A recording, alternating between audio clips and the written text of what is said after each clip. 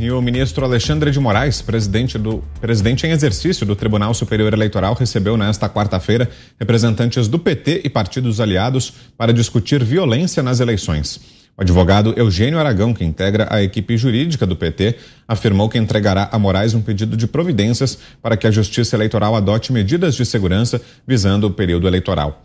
O magistrado também recebeu a pré-candidata à presidência Simone Tebet, o senador Confúcio Moura, o presidente nacional do PSDB, Bruno Araújo, entre outros, que entregaram a ele um manifesto pela paz no pleito eleitoral. A questão da violência nas eleições ganhou visibilidade após a morte de Marcelo Arruda, em Foz do Iguaçu.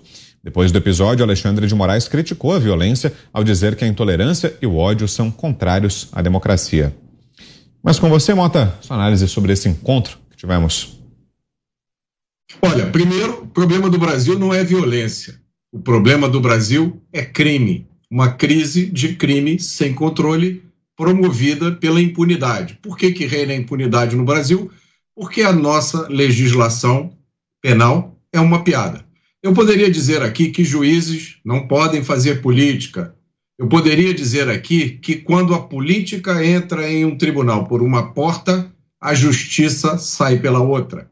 Eu poderia dizer aqui que o povo não é bobo, mas tudo isso vocês já sabem. Então eu vou contar aqui a história da Márcia. Eu conheci a Márcia na semana passada. Márcia não é o nome verdadeiro dela. Eu mudei o nome para proteger a pessoa. Eu conheci a Márcia através de um post que ela fez na internet. A Márcia disse: eu trabalho como camareira no Rio de Janeiro. Eu trabalho em um hotel, eu arrumo os quartos do hotel. Toda vez que eu arrumo um quarto, eu deixo a televisão sintonizada na Jovem Pan. Assim, quando os hóspedes chegam e ligam a TV, eles já têm acesso direto ao canal. Assim, eles podem entender melhor o que acontece no Brasil. E aí ela disse: eu sei que é um trabalho de formiguinha, mas é a minha contribuição. Essa é a importância das redes sociais. Essa é a importância das nossas vozes. É isso que eles querem calar. Ana. É tão difícil, né, explicar. Mais um dia aí para explicar para os americanos que um ministro da nossa Suprema Corte recebeu aliados do partido mais corrupto da nossa história, né, que hoje tem aí um candidato que foi condenado em 3 instâncias, que passou um tempo na cadeia, que foi um presidiário, que saiu também por uma manobra judicial comandada por um dos ministros da Suprema Corte, onde esse outro ministro, Alexandre de Moraes, também está. Explicar as inconstitucionalidades do Alexandre de Moraes, as viagens que esses ministros estão fazendo para fora do Brasil, falando mal do Brasil. Ou seja, por mais que troquemos o presidente ou vamos continuar com o presidente Bolsonaro, vamos trocar o Congresso, a Câmara, o Senado, é muito importante que nós vejamos de uma maneira macro o que está em jogo esse ano nessas eleições, porque mais 2 ministros em 2023 na Suprema Corte, indicados pelo Lula, pelo ex-presidente Lula, numa corte que já é militante, numa corte que já é ativista e principalmente política, nós podemos trocar o Congresso, o Senado, a Câmara, colocar apenas parlamentares ali com 5 estrelinhas. Não adianta, vai cair numa Suprema Corte política que vai continuar levando o Brasil para onde o PT quer levar o Brasil. É inadmissível ainda hoje estarmos falando do ativismo político da Suprema Corte no Brasil, e não apenas isso, né, o legado que isso está deixando.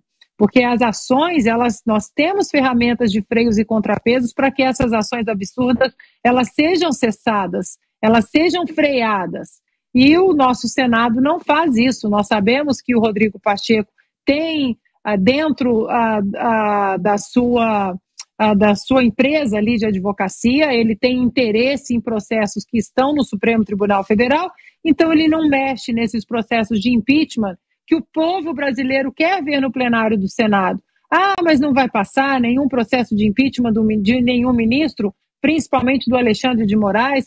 Não tem problema, senhor Rodrigo Pacheco, deixa o povo assistir uma sessão no plenário que discuta o processo de impeachment, nada ativista e nada político, mas para respeitar e salvaguardar a nossa Constituição, que é o que Alexandre de Moraes, infelizmente, não faz. Diga, Fiuza. Isso é uma cena de caricatura, né?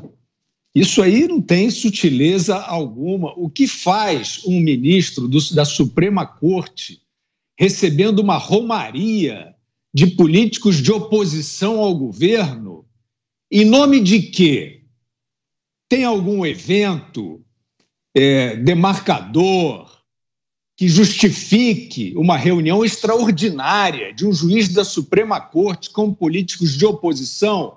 Não. Tem um crime violento cometido em Foz do Iguaçu que alguns participantes aí da cena política, de forma desonesta, estão querendo associar, estão querendo transformar em símbolo da disputa eleitoral, o que não é verdadeiro. E até poderia, depois de muitas investigações, se chegar a alguma conexão, mas nesse momento ninguém pode dizer que esse crime é simbólico da disputa eleitoral brasileira. O que faz, então, o ministro Alexandre de Moraes, que é o ministro da Suprema Corte, que presidirá o Tribunal Superior Eleitoral durante as eleições, recebendo uma romaria de políticos de oposição? O que é este ato dentro dos atributos do Poder Judiciário? Onde é que está? Para que serve? Qual a motivação? Qual a justificativa? Qual a fundamentação? É por isso que eu digo que é caricato. Existem políticos preocupados com uma suposta escalada da violência. Detalhem essa escalada da violência política.